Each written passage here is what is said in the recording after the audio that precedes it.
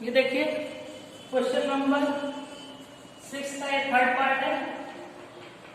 Third part आपके पास दिया है क्या, ये दिया एक मैट्रिक्स है एक मैट्रिक्स है, दोनों मैट्रिक्स आपस में क्या है, इक्वल है। ठीक, जब ये और ये दोनों आपस में इक्वल होती है तो क्या होता है, देखिए आप कंपेयर कर लेंगे, करस्पॉन्डिंग एंगल आपका करस्पॉन्डिंग एलिमेंट्स आपस में क्या होंगे, इक्वल, यानी कि x plus Y plus Z equal to क्या हो जाएगा 9। ठीक, ये और दूसरा क्या हो जाएगा x plus Z equal to क्या हो जाएगा 5 के इक्वल। ठीक, और y प्लस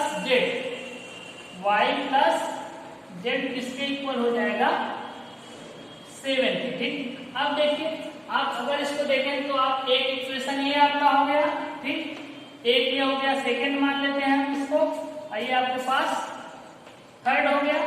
अब देखिए क्या करेंगे, y plus Z equal to 7 दिया, थर्ड की वैल्यू यहाँ कर दीजिए, y plus Z equal to कितना 7, यानी कि x प्लस आप कहेंगे क्या फ्रॉम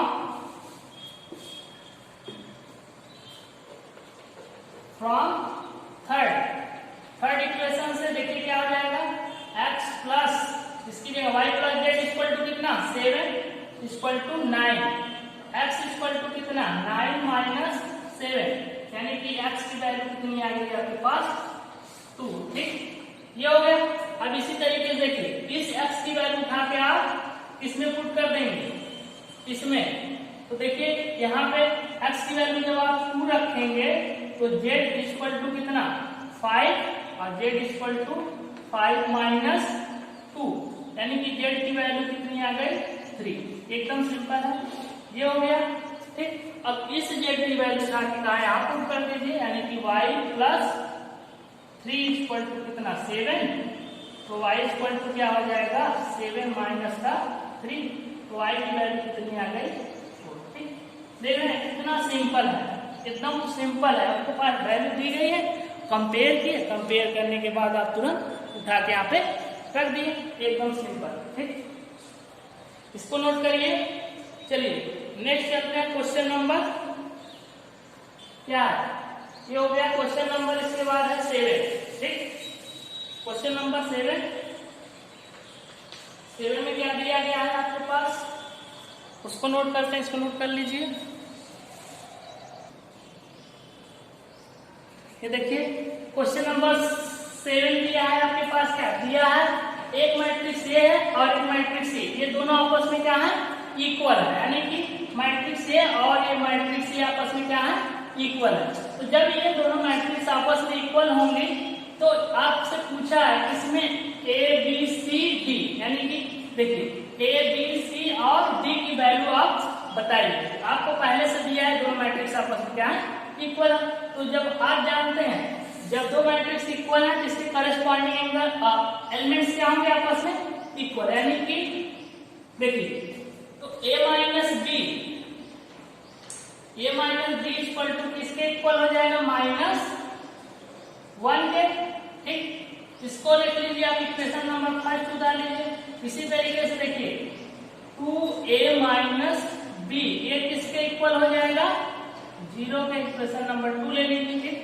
अब क्या करिए, देखिए इक्वेशन इन दोनों को एक साथ रख के इसको माइनस करेंगे, 2a minus B equal to 0, इसको रखिए इसी के नीचे a minus B equal to -1, इसको आप माइनस कर दीजिए, माइनस ये minus plus A plus minus B plus B, ये आपस में कट जाएगा, 2a माइनस ए कितना आ जाएगा आपके पास a इक्वल टू देखिए 0 प्लस 1, यानी कि आपके पास a की वैल्यू क्या आ गई a इक्वल टू 1। ठीक, ये आ गया। इस a की वैल्यू उठा के आप कहां पे पुट कर देंगे इसमें, तो देखिए 2 इंटू a की वैल्यू कितना 1 माइनस बी इक्वल टू 0। अब देखिए क्या करेंगे, माइनस बी में यहीं रहने दीजिए, इसको इधर ले गए 2 इंटू 1 2, माइनस का 2, माइनस से माइनस कैंसिल आउट, बी का कितना बचा वैल्यू 2। एकदम सिंपल था। इसी तरीके से आप देखिए आप आगे उठा लीजिए, देखिए 2a प्लस सी इसका करस्पॉन्डिंग एलिमेंट कौन सा है? 5। ये किसके इक्वल होगा? 5 के। अब बताइए a की वैल्यू आपने कितना निकाला है? 1। इसमें जाकर पुट कर दीजिए 2 into 1 plus c equal to 5। 2 into 1 2 और c इक्वल टू कितना आ जाएगा? 5। इस 2 को इधर ले जाइए -2। c की वैल्यू कितनी आ गई आपके पास? 3। ठीक, ये हो गया। अब देखिए अभी क्या बचा? d। तो देखिए 3c plus d, 3c plus d किसके इक्वल होगा? 13 के। c की वैल्यू आपने कितना निकाला? 3। यहां रखिए 3 into 3 plus d equal to 30। तो d इक्वल टू कितना आ जाएगा? 13। 3 3 जा 9। तो d की इक्वल टू कितना आएगा? 4। ठीक, यानी कि आपके पास देखिए a की वैल्यू 1, b की 2, c की 3 और d की 4। इस तरीके से आप इसको कंपेयर करके निकालेंगे। ठीक, इसमें कोई कंफ्यूजन नहीं होना चाहिए। चलिए नेक्स्ट हम आगे बढ़ते हैं। क्वेश्चन नंबर, आपके पास क्वेश्चन नंबर कौन सा दिया है? 8। ठीक, ये हो गया क्वेश्चन नंबर 8। देखिए क्या दिया है? क्वेश्चन नंबर 8 दिया है आपके पास। दिया है, क्या दिया है? a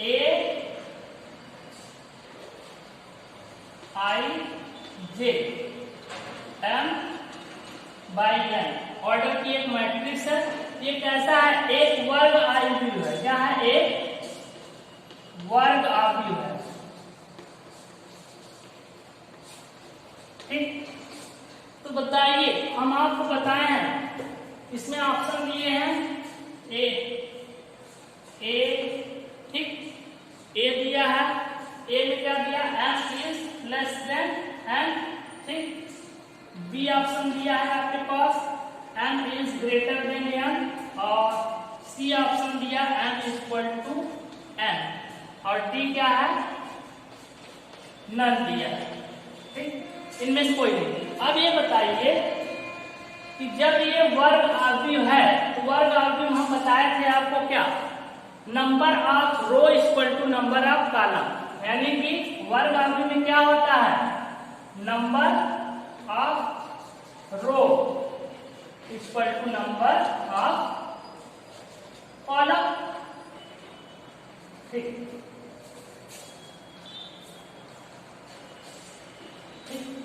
यानी कि number of row equal to number of column. देखिए यहाँ पे नंबर ऑफ रो कितना है? ये रो का संख्या है, किसकी है? कॉलम। ये रो है। ठीक, यानी कि इसका मतलब क्या? जहां पे हमें n इक्वल टू n दिखेगा, ये कंडीशन जहां फॉलो करेगी वही हमारा क्या होगा? आंसर। तो ये कहां हो रहा है? सी में, यानी कि आपका आंसर सी हो जाएगा। बस इसको ये कर लेना। चलिए नेक्स्ट आगे बढ़ते हैं। क्वेश्चन नंबर, इसके बाद है 9। इसको नोट करिए, क्वेश्चन नंबर 9।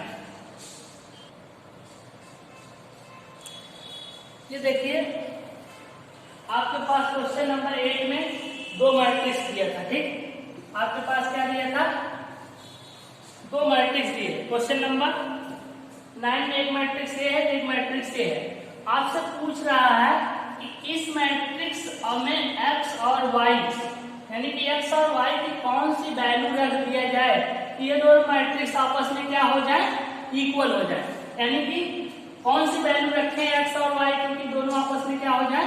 इक्वल। तो देखिए इसको करने के लिए सबसे पहले हम क्या लेते हैं? हमने मान लिया, माना ये जो मैट्रिक्स है ये आपस में दोनों क्या है? इक्वल है। मान लिया इक्वल। देखिए रो की संख्या 2, कॉलम की संख्या 2, 2/2, रो 2/2 तो है। तो हम इसको कंपेयर करके चेक कर लेते हैं कि x और y की कौन सी ऐसी वैल्यू है जिसके लिए दोनों आपस में इक्वल। सबसे पहले हमने मान लिया, अगर मान के चेक कर लेते हैं। देखिए जब ये मैट्रिक्स इसके इक्वल हमने माना है तो इसके करस्पॉन्डिंग एंगल आपस में इक्वल होंगे, यानी कि 3x + 7 इक्वल टू किसके होगा? 0 के। ध्यान से देखिए 3x इक्वल टू क्या हो जाएगा, ये माइनस का 7 और x की वैल्यू कितनी आ जाएगी, -7/3, यानी कि x की वैल्यू ये आ गई। चलिए ठीक है, फिर देखिए अगर y प्लस 1 ये किसके इक्वल होगा, 8 के। यहां से y की वैल्यू निकाल लीजिए तो y की वैल्यू क्या आ जाएगी, 8 - 1 यानी कि y इक्वल टू 7। देखिए ये, चलिए अब यहां से निकाल लेते हैं y की वैल्यू, यानी कि देखिए ये y - 2 इक्वल टू किसके होगा, 5 के। ठीक, तो y इक्वल टू क्या हो जाएगा, 5 प्लस इधर जाएगा प्लस हो जाएगा, y इक्वल टू 7। यानी कि हम देख रहे हैं y की वैल्यू यहाँ भी 7 यहाँ भी 7, यानी कि y को r को मैच कर रहा है। चलिए x भी चेक कर लीजिए, यहाँ से x क्या है आपके पास, 2 - 3x इक्वल टू किसके होगा, 4 के। चलिए इसको चेक करिए, -3x इक्वल टू क्या, 4 और ये जाएगा इधर माइनस क्या हो जाएगा, 2, तो ये हो जाएगा -3x इक्वल टू 2, यानी कि x इक्वल टू कितना, 2/-3। देख रहे हैं, यानी कि x की वैल्यू एक आई कितनी, -2/3, x की वैल्यू एक आई -7/3। क्या ये दोनों वैल्यू आपस में सेम है, तो जब ये वैल्यू दोनों सेम नहीं है, यानी कि ये मैट्रिक्स आपस में क्या होंगी, इक्वल नहीं होंगी। अगर इक्वल होती तो y की वैल्यू तो देखिए दोनों जगह कॉमन आ रही है, लेकिन x की वैल्यू क्या हो रही है, डिफरेंट हो रही है। इसलिए हम कहेंगे ये दोनों मैट्रिक्स आपस में क्या है, इक्वल नहीं है। तो अब क्या, यानी कि ये किसी के मान के लिए, यानी x और y के किसी मान के लिए ये क्या है, आपस में इक्वल नहीं है। तो इसका आंसर दिया है, देखिए बी वाला हो जाएगा, बी वाला आंसर इसका सही हो जाएगा। क्या ऑप्शन दिया, ज्ञात करना संभव नहीं है। ठीक, चलिए ये ऑब्जेक्टिव टाइप क्वेश्चन थे आपके। इसके बाद कौन सा क्वेश्चन है आपके पास, एक और है लास्ट, इस एक्सरसाइज का लास्ट क्वेश्चन है। एक्सरसाइज 3.1 का लास्ट क्वेश्चन क्या है, इसमें देखिए एकदम सिंपल था। पहले आपको दिया था दोनों मैट्रिक्स अलग अलग थी, इक्वल नहीं थी, हमने इक्वल लिया, इक्वल करके इसको चेक किया, y की वैल्यू हमारी सेम आ रही थी, लेकिन x की वैल्यू डिफरेंट आ रही थी। इसलिए हम कहेंगे a मैट्रिक्स और इस मैट्रिक्स ये दोनों आपस में x और y के किसी मान के लिए क्या है, इक्वल नहीं है। ठीक, चलिए क्वेश्चन नंबर लास्ट पे पहुंचते हैं।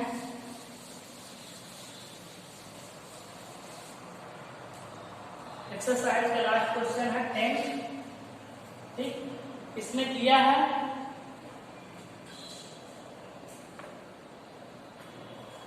क्या दिया है आपको, दिया है कि ऐसी आव्यूह, यानी कि एक आव्यूह क्या है, 3/3 कोटिका के ऐसे आव्यूहों की कुल कितनी संख्या होगी, यानी कि आव्यूह कैसी हो, कोटि दी है 3/3 और 3/3 कोटिका क्या होना चाहिए, एक आव्यूह होना चाहिए, और उसमें जो एलिमेंट भर रहे हैं, यानी कि अवयवों की संख्या कौन कौन हो, 0 और 1, यानी कि ये दो अवयव आप भर सकते हैं। यानी कि देखिए सबसे पहले आप देखिए R1, R2 और 3, यानी कि ऐसी कोई मैट्रिक्स होगी, यानी एक एलिमेंट्स यहाँ होना चाहिए, एक एलिमेंट्स यहाँ, एक यहाँ, ये C1, C2, C3, यानी कि इस तरीके से देख रहे हैं।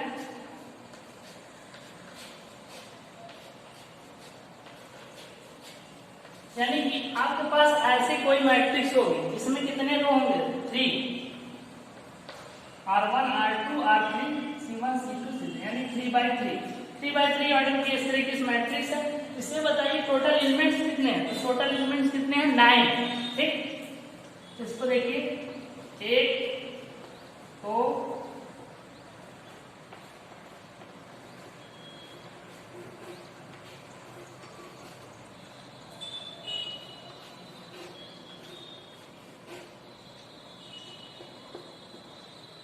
कितने 1 2 3 4 5 6 7 8 ना, एक और बना लीजिए 9। देखिए आपसे पूछा है कि आपको कैसी मैट्रिक्स बनानी है, 3x3 यानी 3x3 ऑर्डर की मैट्रिक्स बनानी है। और इसमें जो एलिमेंट्स आप भरेंगे वो कौन कौन से हो सकते हैं, 0 और 1। चाहे तो आप यहाँ यहाँ यहाँ हर जगह 0 भर दीजिए, चाहे तो आप क्या करिए 1 भर दीजिए। तो पूछा कि इस तरीके से अगर आप ये दो एलिमेंट्स इसमें फिल करेंगे तो कितनी मैट्रिक्स 3x3 ऑर्डर की आप बना सकते हैं। तो देखिए इसमें तो आप बहुत बना सकते हैं, यहाँ 0 रख सकते हैं, यहाँ 1 रख सकते हैं, फिर यहाँ 1 0, इस तरीके से। यानी कि एक बॉक्स में क्या, एक बॉक्स में कितने नंबर रख सकते हैं, मैक्सिमम 2 नंबर, 0 और 1। यहाँ भी 2 नंबर, इसी तरीके से यहाँ भी 2, यहाँ भी 2, यहाँ भी 2, यहाँ भी 2, यहाँ भी 2, यहाँ भी 2, यहाँ भी 2, यहाँ। यानी कि जो मैट्रिक्स की कुल संख्या होगी इस तरीके से 2 भर सकते हैं। आपने एक चैप्टर पढ़ा था परम्यूटेशन एंड कॉम्बिनेशन, ठीक, क्रमचय संचय। उसमें इस तरीके से जब एंट्री होती थी तो हम क्या करते थे, देखिए 2 टाइप्स इसमें भर सकते हैं, 2 एलिमेंट्स इसमें, 2 एलिमेंट्स इसमें। तो इसका मल्टीप्लाई करेंगे, 2 का मल्टीप्लाई कितनी टाइम्स 9 करेंगे। तो आप डायरेक्ट क्या कर सकते हैं, 2 की पावर 9, 2 की पावर 9, यानी कि 2 की पावर 9 एलिमेंट, इसकी वैल्यू कितनी हो जाएगी 512। यानी कि ऑप्शन नंबर डी, यानी कि इसमें जो इस प्रकार की प्रविष्टि अगर हमें करनी है तो हम 500 3x3 ऑर्डर की कितनी मैट्रिक्स बना सकते हैं, 512, ठीक। तो ये आपका आंसर हो जाएगा, एकदम सिंपल है। ये कॉम्बिनेशन परम्यूटेशन और कॉम्बिनेशन से रिलेटेड था आपका। तो इस तरीके से भर सकते हैं। या आप देखिए इसमें क्या कर सकते हैं, अब या तो आप इसके लिए फॉर्मूला बना सकते हैं, अवयवों की संख्या, मानी कि अवयव की संख्या, कौन कौन से अवयव आप भर रहे हैं उसकी पावर क्या कर दीजिए 40, ठीक, 40। देखिए अवयवों की संख्या कौन कौन से है, कितने अवयव हैं, 1 और 2। तो 40 कितनी है 3x3 यानी कि 9, तो 2 की पावर 9 इक्वल टू 512। इस तरीके से भी कर सकते हैं आप, लेकिन आपका मेन तरीका है, ठीक। इसको नोट कर लीजिए। इस तरीके से आपका एक्सरसाइज नंबर क्या 3.1 पूरा कंप्लीट हो गया। इसको आप सॉल्व कर लेंगे, ठीक। इसमें कोई कंफ्यूजन होगी तो कमेंट करके आप बता देंगे, ठीक। नोट कर लीजिए।